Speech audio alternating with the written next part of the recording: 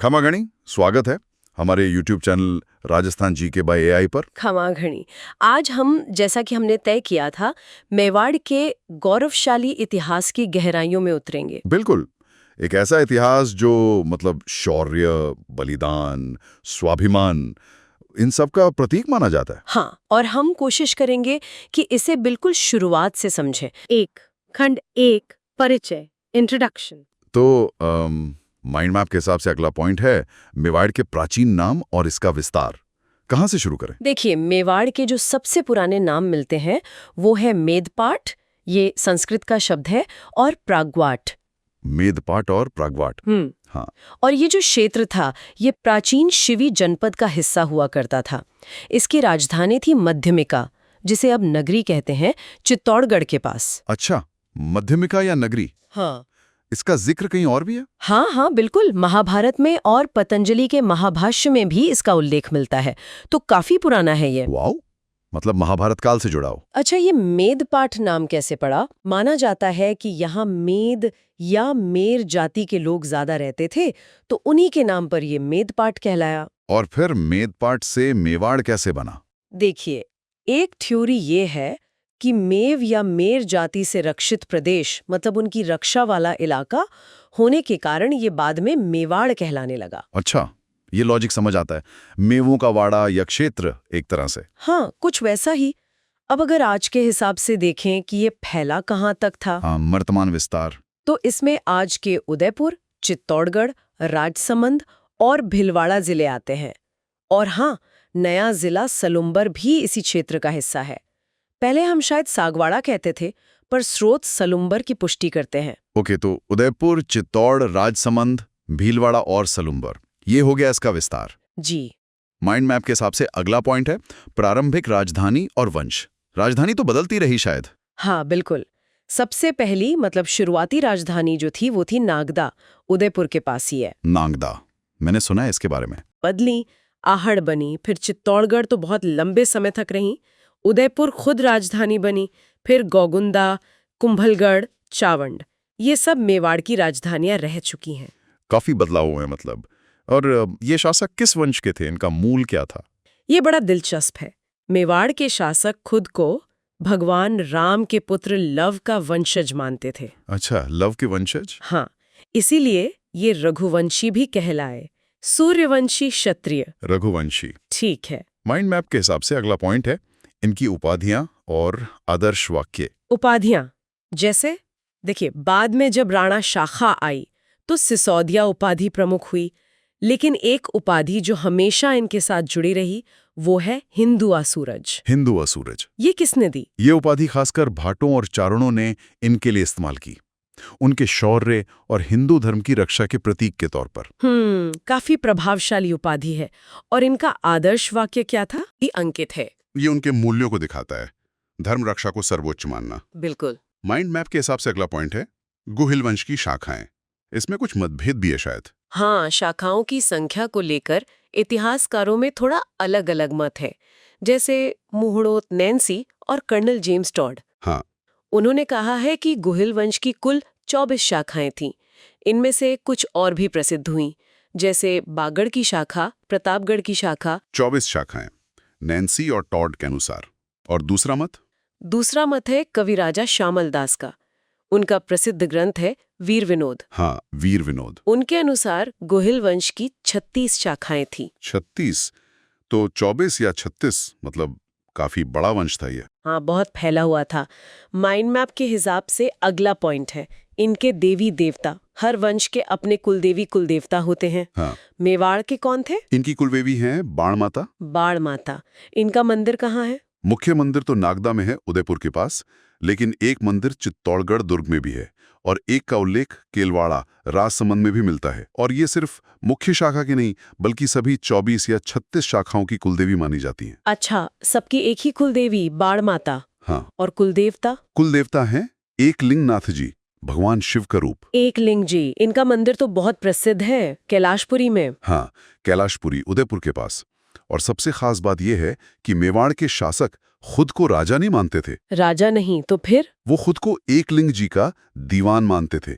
मतलब एकलिंग जी ही असली शासक हैं और ये सिर्फ उनके प्रतिनिधि के तौर पे शासन कर रहे हैं। अरे वाह, ये तो अनोखी बात है। दीवान, इस मंदिर का निर्माण किसने करवाया? इसका निर्माण बप्पा रावल ने करवाया था। हम आगे उनके बारे में बात करेंगे। ठीक है, तो कुलदेवी बाणमाता, कुलदेवता एकलिंगनाथ जी और आराध्य देवी देवता भी थे। हाँ, आराध्य देवता है चारभुजानाथ जी।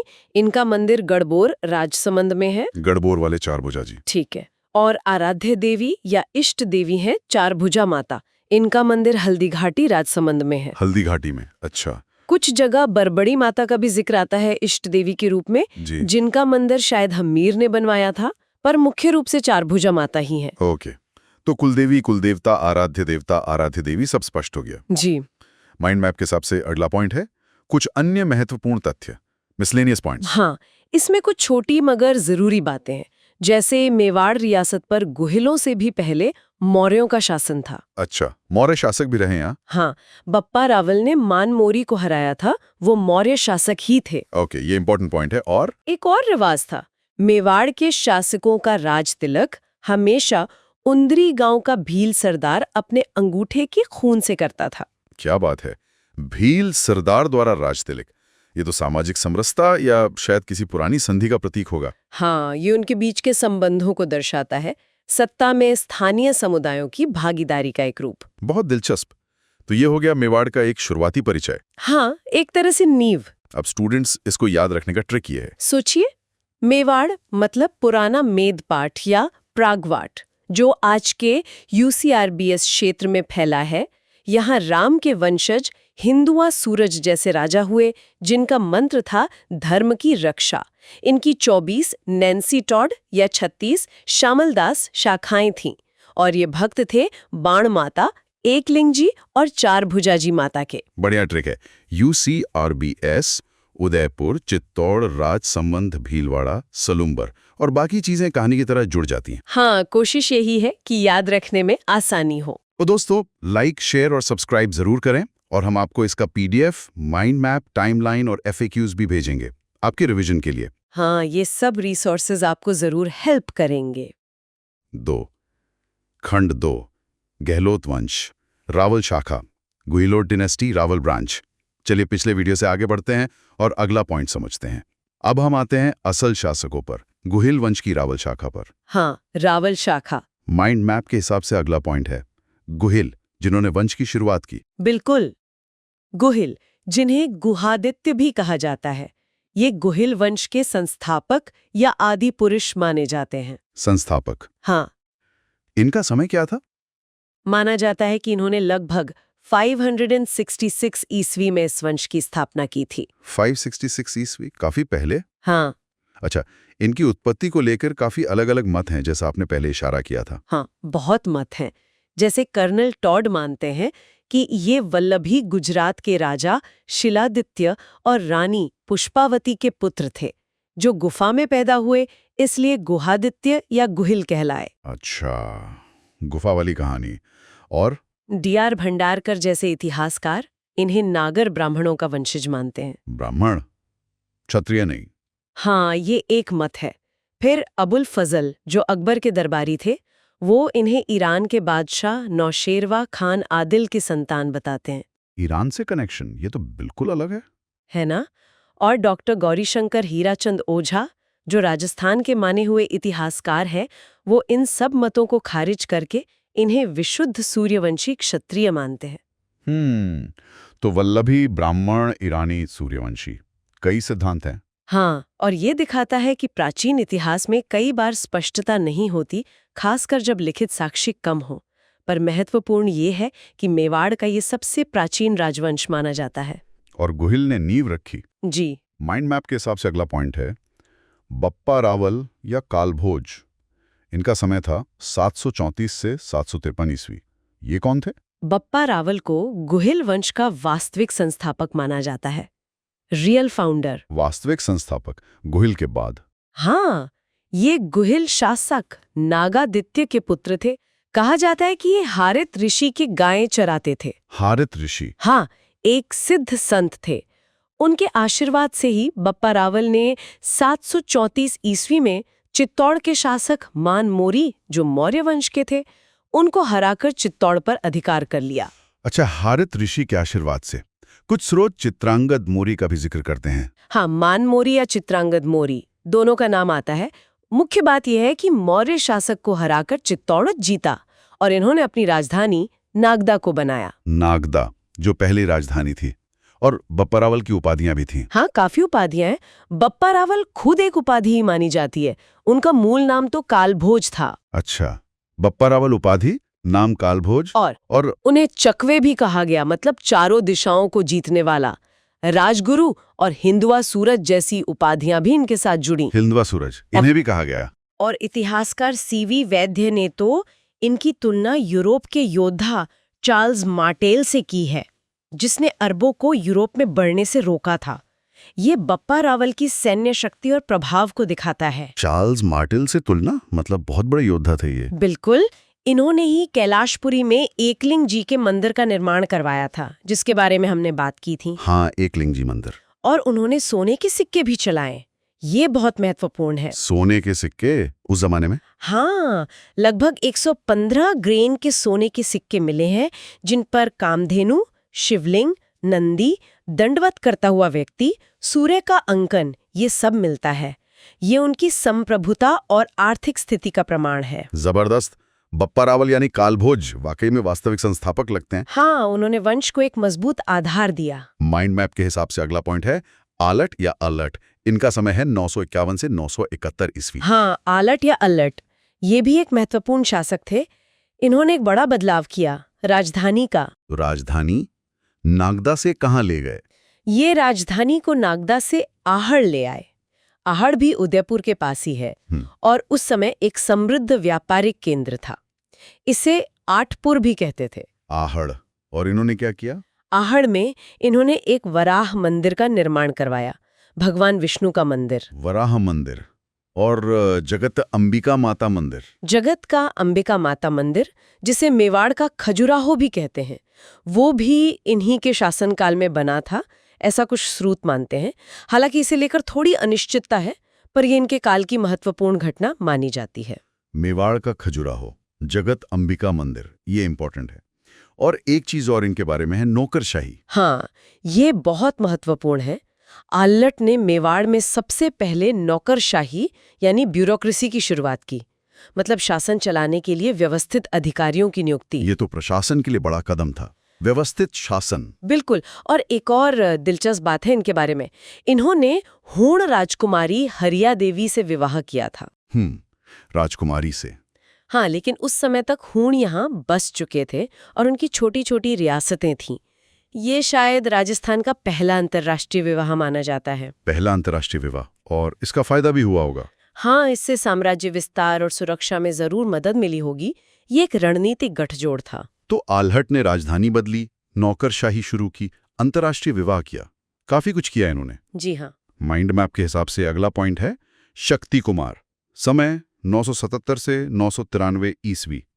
इनके समय कुछ बुरा हुआ था? हाँ, शक्ति कुमार के समय मेवाड़ पर एक बड़ी विपत्ति आई। मालवा के परमार वंश के शासक थे वाकपति राज मुंज। मुंज परमार। हाँ, वो बहुत शक्तिशाली राजा थे। उन्होंने आहड़ पर हमला किया, उसे तहस नहस कर दिया और चित्तौड़ पर भी अधिकार कर लिया। मतलब परमारों ने मेवाड़ पे कब्जा कर लिया। हाँ, कुछ समय के लिए चित्तौड़ उनके हाथ में चला गया। शक्ति कुमार को शायद राजधानी छोड़नी पड़ी। ये तो बड़ा झटका था गोहिलों के लिए। बिल्कुल। और मुंज के जो उत्तराधिकारी हुए, राजा भोज परमार, जो खुद बहुत बड़े विद्वान और निर्माता थे। राजा भोजधार वाले? हाँ, वही। उन्होंने चित्तौड़ में एक शिव मंदिर बनवाया, त्रिभुवन नारायण मंदिर।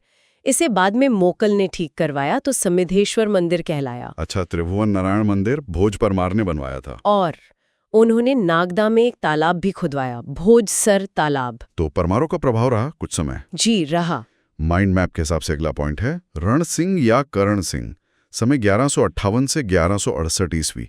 इनके समय क्या खास हुआ? रण सिंह या करण सिंह के समय एक बहुत बड़ा विभाजन हुआ गोहिल वंश में। विभाजन? कैसा विभाजन? इनके 2 बेटे थे।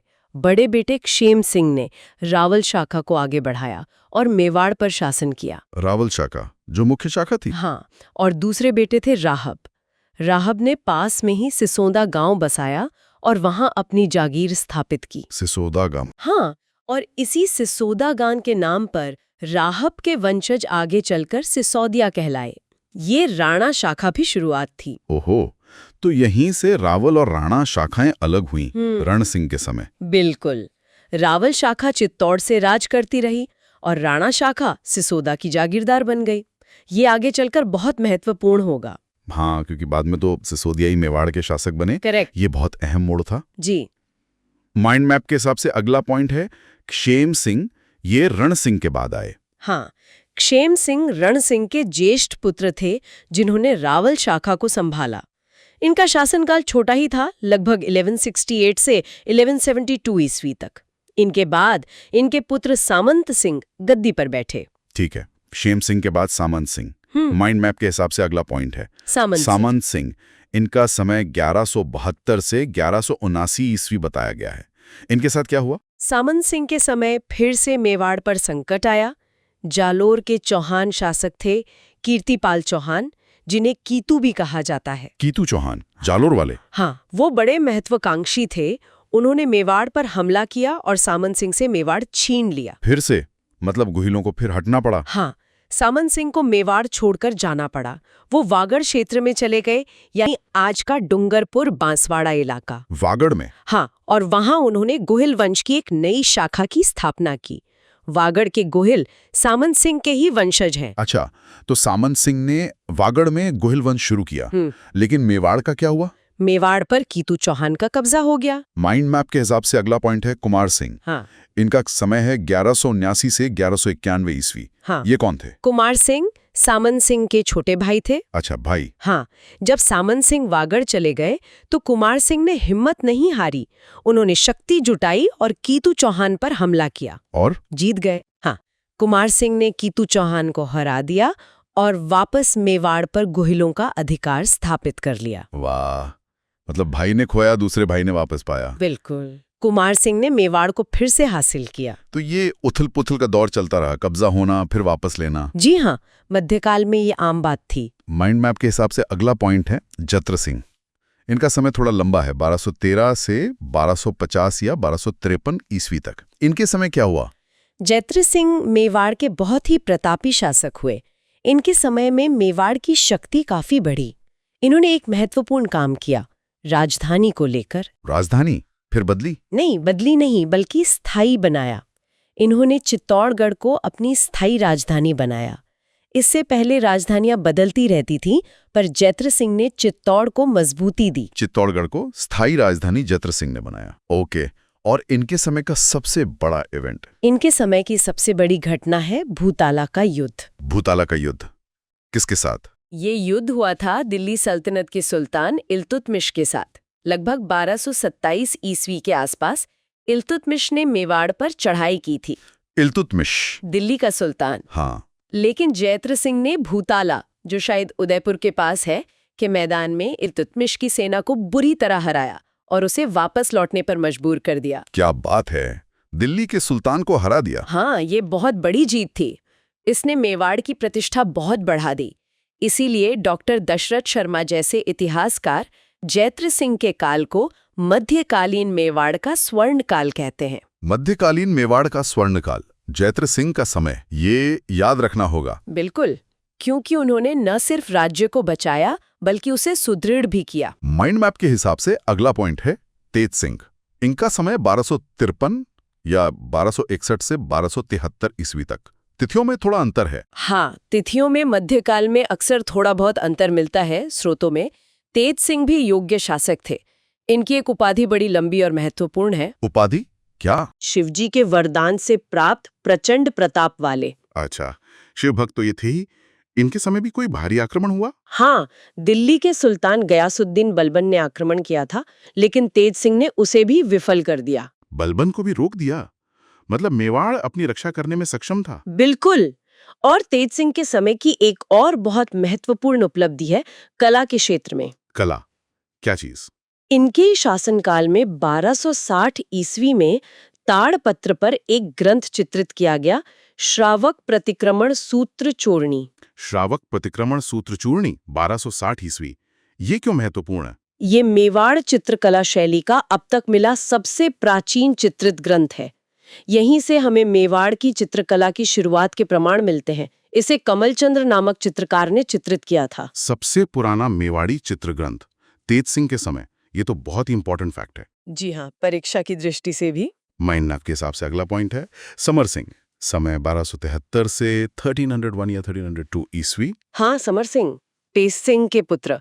इनके समय की एक घटना काफी चर्चित है। कौन सी? हुआ ये कि दिल्ली का सुल्तान अलाउद्दीन खिलजी अपनी सेना को गुजरात अभियान पर भेज रहा था। खिलजी की सेना गुजरात जा रही थी। हाँ, और वो सेना मेवाड़ के रास्ते से गुजर रही थी। तब समर सिंह ने उस सेना से टैक्स यानी कर वसूला। क्या? खिलजी की सेना से टैक्स? ये तो बड़ी हिम्मत की बात है। हाँ, ये उनके आत्मविश्वास और शायद उस समय की राजनीतिक स्थिति को दिखाता है कि वो ऐसा करने का साहस कर सके। हालांकि इसके परिणाम शायद बाद में अच्छे नहीं रहे। और समर सिंह के बारे में कुछ? इनके 2 पुत्र थे। एक पुत्र का नाम था कुंभकर्ण। कुंभकर्ण? हाँ, वो नेपाल चले गए और वहां उन्होंने गुहिल वंश की एक शाखा स्थापित की। नेपाल के राज परिवार का संबंध इन्हीं से जोड़ा जाता है। नेपाल में गुहिल वंश समर सिंह के बेटे ने शुरू किया। गजब। हाँ, और समर सिंह के दूसरे बेटे थे रावल रत्न सिंह, जो उनके उत्तराधिकारी बने और मेवाड़ की गद्दी पर बैठे। रावल रत्न सिंह। माइंड मैप के हिसाब से अगला पॉइंट है रावल रत्न सिंह। समय 1301 या 1302 से 1303 ईस्वी। इनका शासनकाल तो बहुत छोटा रहा। हाँ, सिर्फ 1-2 साल। और ये रावल शाखा के अंतिम शासक थे, है ना? बिल्कुल। ये मेवाड़ की रावल शाखा के अंतिम शासक से दोए। इनके पत्नी का नाम इतिहास में बहुत प्रसिद्ध है, रानी पद्मिनी। रानी पद्मिनी, जिनके बारे में पद्मावत में लिखा गया है। हाँ, मलिक मोहम्मद जायसी के पद्मावत के अनुसार ये सिंहल द्वीप यानी श्रीलंका के राजा गंधर्व सेन और रानी चंपावती की पुत्री थीं। बहुत रूपवती और गुणी थीं। और इन्हीं के समय अलाउद्दीन खिलजी का चित्तौड़ पर आक्रमण हुआ 1303 में। जी हाँ, 1303 ईस्वी में अलाउद्दीन खिलजी ने चित्तौड़ पर आक्रमण किया। ये मेवाड़ के इतिहास की एक निर्णायक और दुखद घटना है। इस आक्रमण के कारण क्या थे? क्या सच में पद्मिनी को पाने की लालसा थी जैसा पद्मावत में है? देखिए, इतिहासकारों में इस पर मतभेद है। जायसी का पद्मावत तो रानी पद्मिनी की सुंदरता और उसे पाने की खिलजी की इच्छा को मुख्य कारण बताता है, लेकिन ज्यादातर इतिहासकार मानते हैं कि मुख्य कारण अलाउद्दीन खिलजी की साम्राज्यवादी नीति थी। चित्तौड़ सामरिक दृष्टि से बहुत महत्वपूर्ण था, मालवा और गुजरात के रास्ते पर पड़ता था। हाँ, स्ट्रेटेजिक लोकेशन तो थी ही। समर सिंह ने टैक्स वसूला था, शायद वो भी एक कारण रहा हो सकता है वो भी एक चिंगारी रही हो, पर मुख्य वजह शायद साम्राज्य विस्तार और मेवाड़ की बढ़ती शक्ति को कुचलना ही था। तो फिर क्या हुआ? घेरा डाला खिलजी ने? हाँ, खिलजी ने चित्तौड़ के किले को घेर लिया। यह घेरा लगभग 8 महीने तक चला। 8 महीने? बहुत लंबा घेरा। हाँ, किले के अंदर राजपूतों ने वीरता से मुकाबला किया। रावल रत्न सिंह के 2 वीर सेनापति थे, गोरा और बादल, जो रिश्ते में रानी पद्मिनी के चाचा और भाई लगते थे। गोरा और बादल, इनका नाम तो सुना है। हाँ, बहुत वीर थे। अंत में जब किले में रसद खत्म होने लगी और जीत की कोई उम्मीद नहीं बची, तो राजपूतों ने साका करने का निर्णय लिया। साका मतलब? साका में 2 चीजें होती हैं, केसरिया और जौहर। पुरुषों ने गोरा और बादल के नेतृत्व में केसरिया बाना पहनकर किले के दरवाजे खोल दिए और दुश्मन सेना पर टूट पड़े, अंतिम सांस तक लड़ने के लिए। इसे केसरिया कहते हैं। और जौहर? और किले के अंदर रानी पद्मिनी के नेतृत्व में लगभग 1600 राजपूत महिलाओं ने अपनी आन बान और सम्मान की रक्षा के लिए जलती हुई विशाल चिता में कूदकर आत्म बलिदान दे दिया। इसे जौहर कहते हैं। 1600 महिलाएं रानी पद्मिनी के नेतृत्व में, ये तो बहुत ही दुखद है। हाँ, ये चित्तौड़ का पहला साका था जो अगस्त 1303 में हुआ। जौहर की ज्वाला इतिहास में हमेशा याद रखी जाती है। इस घटना का कोई समकालीन वर्णन भी है? हाँ, अलाउद्दीन खिलजी के साथ उसका दरबारी कवि और इतिहासकार अमीर खुसरो भी था। उसने अपनी किताब खजाइन उल फुतूह तारीख-ए-अलाई में इस युद्ध और विजय का वर्णन किया है। हालांकि उसने जौहर का स्पष्ट उल्लेख शायद नहीं किया, पर इशारे मिलते हैं। तो रत्न सिंह और गोरा बादल वीरगति को प्राप्त हुए? हाँ, खिलजी ने चित्तौड़ जीत लिया, उसने किले में कत्लेआम का आदेश दिया और फिर किले का नाम बदलकर अपने बेटे खिज्र खां के नाम पर खिजराबाद रख दिया। खिजराबाद, चित्तौड़ का नाम बदल दिया। हाँ, और उसने चित्तौड़ का शासन अपने बेटे खिज्र खां को सौंप दिया। तो खिज्र खां वहां का सूबेदार बन गया। जी, कुछ समय बाद खिज्र खां दिल्ली लौट गया और खिलजी ने चित्तौड़ का शासन मालदेव सोनगरा को सौंप दिया, जो जालौर के कारणदेव का भाई था और खिलजी की तरफ मिल गया था। उसे मूछाला मालदेव भी कहते हैं। मालदेव सोनगरा। और उसके बाद? मालदेव के बाद उसका बेटा बनवेर सोनगरा या जय सिंह वहां का शासक रहा, लेकिन फिर 1326 में सिसोदा के जागीरदार हम्मीर सिसोदिया, जो राणा शाखा के थे, उन्होंने बनवीर को हराकर चित्तौड़ पर फिर से गिलहुलों अब सिसोदिया का अधिकार स्थापित कर लिया। अच्छा, तो यहाँ रावल शाखा का अंत हुआ रतन सिंह के साथ। हाँ। और फिर कुछ सालों बाद राणा शाखा के हम्मीर ने वापस राज हासिल किया। बिल्कुल, रत्न सिंह रावल शाखा के अंतिम शासक थे और उनके साथ ही इस शाखा का अंत हो गया। ये तो पूरी कहानी है रावल शाखा की। काफी उतार चढ़ाव रहे हैं। हाँ, हर शासक के समय कुछ न कुछ महत्वपूर्ण हुआ। अब स्टूडेंट्स इसको याद रखने का ट्रिक ये है, इससे एक कहानी की तरह याद रखें। गोहिल ने वंश शुरू किया 566, पर असली हीरो बप्पा कालभोज आया 734, जिसने मान मौरी को हराया, नागदा बसाया, एकलिंग जी बनाए। फिर आल्ट 951 आहड़ आया, नौकरशाही लाया, हूण रानी लाया। शक्ति कुमार 977 बेचारा मुंज से हारा। रण सिंह 1158 ने टेंशन में शाखाएं बांटी। रावल क्षेम और राणा राहप। सामंत 1172 भागा वागड़ की ओर कीतू से डरकर, पर भाई कुमार 1179 ने बदला लिया, कीतू को हराया। फिर जैत्र सिंह आया 1213, भूताला में इल्तुतमिश को धो डाला, चित्तौड़ पक्का किया स्वर्णकाल। तेज सिंह 1261 ने बलबन को रोका, पहला चित्र श्रावक बनवाया। समर सिंह 1273 ने खिलजी से टैक्स लिया, बेटे को नेपाल भेजा। और अंत में रत्न सिंह 1301, पद्मिनी, खिलजी, गोरा बादल और पहला साका 1303, रावल खत्म। वाह, ये कहानी तो याद रह जाएगी। हर राजा का एक मुख्य काम या घटना। हाँ, ऐसे जोड़ने से चीजें याद रहती हैं। तो दोस्तों, लाइक, शेयर और सब्सक्राइब जरूर करें, और हम आपको इसका PDF, माइंड मैप, टाइमलाइन और FAQ भी भेजेंगे ताकि आप इसे दोहरा सकें। बिल्कुल, ये सब सामग्री आपकी तैयारी में मदद करेगी। 4. समापन, आउटरो। तो ये थी मेवाड़ के गौरवशाली इतिहास के पहले भाग की झलक। इसमें हमने एक परिचय देखा और रावल शाखा के गुहिल से लेकर रावल रत्न सिंह तक के प्रमुख शासकों को जाना। हाँ, काफी दिलचस्प कहानी रही है रावल शाखा की। शौर्य, निर्माण, संघर्ष और अंततः एक दुखद अंत। लेकिन जैसा हमने देखा, कहानी यहाँ खत्म नहीं होती। बिल्कुल नहीं। अगले भाग में हम सिसोदिया वंश की शुरुआत करेंगे। राणा हम्मीर से लेकर आगे के महान शासकों जैसे राणा लाखा, महाराणा कुंभा और भी जो महत्वपूर्ण शासक हुए, उनके बारे में विस्तार से जानेंगे। हाँ, मेवाड़ का इतिहास तो असल में वहां से और भी ज्यादा रोमांचक हो जाता है। महाराणा कुंभा, सांगा, प्रताप। तो इंतजार कीजिए अगले भाग का। और हाँ, लाइक, शेयर और सब्सक्राइब करना न भूलें। आपके समर्थन से ही हमें प्रेरणा मिलती है। जरूर, मिलते हैं अगले एपिसोड में। धन्यवाद। धन्यवाद।